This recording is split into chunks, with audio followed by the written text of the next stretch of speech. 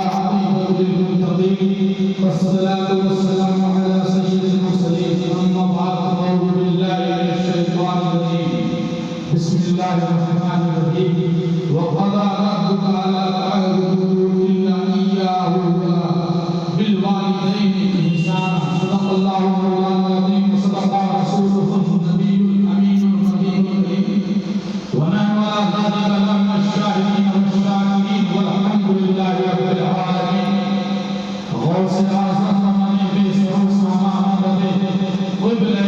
مدد کعبہ محمد بکتاب بلا فرض کشی ویفان شکستالات الکشی بحق القاد عثمان حارونی مدد یا معین الدین چشتی مدد یا قبل عالم مدد اعظم امام احمد کا خاص بریلوی وشیخ طریقت تاج شریعہ القامی شریعت وجد کریم محمود علی کا آغاز رسول اللہ علیہ اللہ آئیے سب سے پہلے آقا کریم صلی اللہ علیہ وسلم کی بارگاہ میں ہم یہ درود پیش کریں اور آواز صلی اللہ صلی علی سیدنا مولانا شفیعنا مولانا محمد بن علی الجوزی والنبوال والنبوال والصدیق سلام و سلام علیہ یا رسول اللہ صلی اللہ علیہ وسلم دم سے قرآن اگر ہمیں بھلایا نہ ہوگا دم سے قرآن اگر ہمیں بھلایا نہ ہوگا یہ زمانہ نہ زمانے میں دکھایا ہوگا معزز کے زمانے میں وہ مسلمان ہوگا معزز کے زمانے میں وہ مسلمان ہوگا خواہ ہوئی آدم تاریخ قرآن ہوگا یہ دم سے قرآن کی محفل جو چل رہی ہے یہ کوئی ہمارا دینے ہے ہم لوگ جب چھوٹے چھوٹے تھے میں خود جب چھوٹا تھا اپنا والد کا ہاتھ پکڑ سکتا تھا اور یہاں بہت سارے لوگ بیٹھے دو تین لوگ ایسے اشخاص تھے جو اس کام میں سب سے آگے تھے اور میں بہت ارشاد فرماتا ہے وَقَضَى رَبُّكَ أَلَّا تَعْبُدُوا إِلَّا إِيَّاهُ بالوالدین انسان اور تمہارے رب نے خود فرمایا کہ اس کے سوا کسی کو نہ پوجو اور ماں باپ کے ساتھ اچھا سلوک کرو اما یبلغن عندک الکبر احدهما او کلاهما فلا تقل لهما اف ولا تنهرهما وقل لهما قولا کریما ماں باپ کے ساتھ اچھا سلوک کرو اگر تیرے سامنے ان میں ایک یا دونوں بڑھاپے کو پہنچ جائیں ضعف کا غلبہ ہو ضعیفی کا عالم ہو ضعف کا غلبہ ہو اعضاء میں قوت نہ رہے اور جیسا تو بچپن میں ان کے پاس بے طاقت تھا ایسے ہی وہ آخر عمر میں تیرے پاس ناتواں رہ جائیں تو ان سے ہوں نہ کہنا کوئی کلمہ زبان سے یعنی ایسا کوئی کلمہ زبان سے نہ نکالنا جس سے یہ سمجھا جائے کہ ان کی طرف سے طبیعت میں کچھ گرانی ہوئی ہے مطلب جب ہمارے والدین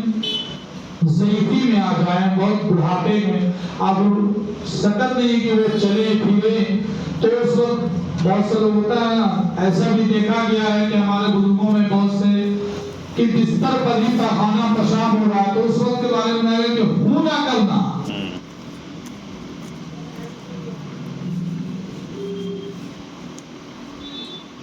اور انہیں نہ بھڑکنا اور ان سے تعظیم کی بات کہنا اور حسن ادب کے ساتھ ان سے خطاب کرنا مسئلہ ماں باپ کو ان کا نام لے کر نہ پکارے یہ خلاف ادب ہے اور اس میں ان کی دل کی آزادی ہوتی ہے لیکن وہ سامنے نہ ہو تو ان کا ذکر نام لے کر کرنا جائز ہے مسئلہ ماں باپ سے اس طرح کلام کرے جیسے غلام و خادم آقا سے کرتا ہے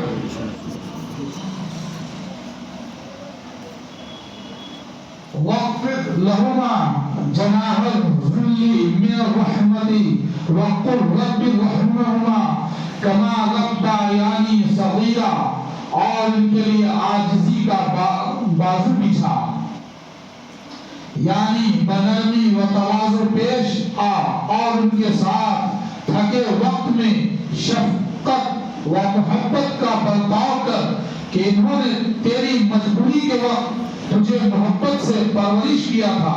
اور جو چیز انہیں درکار ہو وہ ان پر خرچ کرنے میں دریغ نہ کر، نرم دلی سے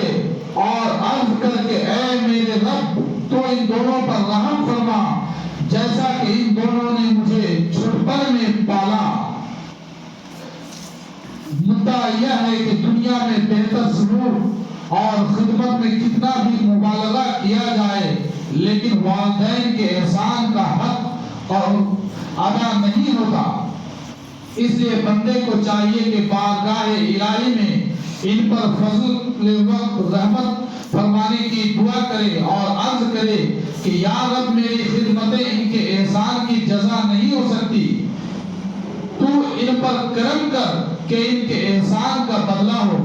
مسئلہ اس آیت سے ثابت ہوا کہ مسلمان کے لیے رحمت و مغفرت کی دعا جائز اور اسے فائدہ پہنچانے والی ہے۔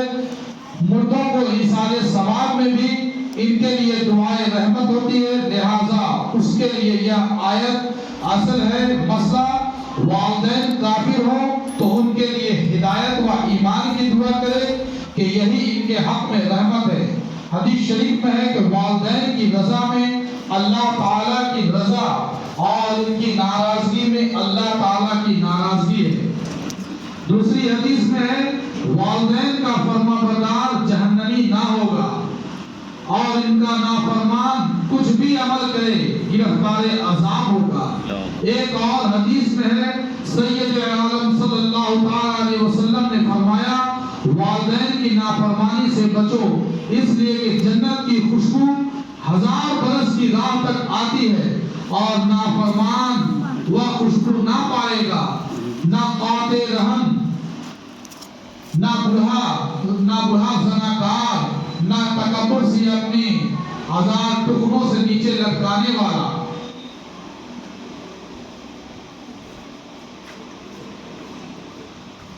ربکم عالم بما فی نفوسکم، تمہارا رب خوب جانتا ہے جو تمہارے دلوں میں ہے۔ والدین کی اطاعت کا ارادہ اور ان کی خدمت کا ذوق۔ ان تکونوا صالحین فإنہ کان للأوابین غفورا، اگر تم لائق ہوئے اور تم سے والدین کی خدمت میں تقصیر واقع ہے تو تم نے توبہ کی تو بے شک وہ توبہ قبول کرنے والا بخشنے والا ہے۔ وآتی ذی القربى حقہ والمسکین وابن السبیل ولا تبذر تبذیرا، اور رشتہ داروں کو ان کا حق دے،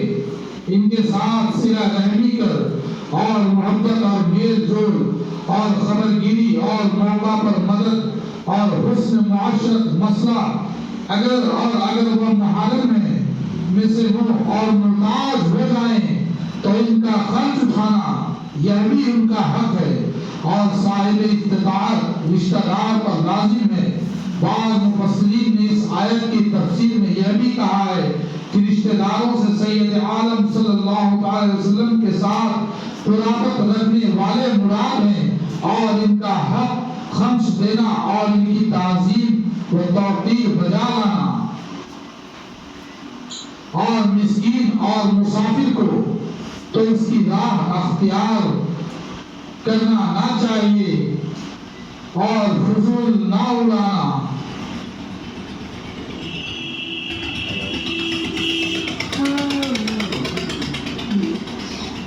اور مسکین اور مسافر کو ان کا حق دو یعنی زکات، اور فضول نہ اڑانا یعنی ناجائز کام میں خرچ نہ کر۔ حضرت ابن مسعود رضی اللہ تعالی عنہ نے فرمایا کہ تبذیر مال کا ناحق میں خرچ کرنا ہے۔ ابھی ایک موقع آ رہا ہے شب برات، اس میں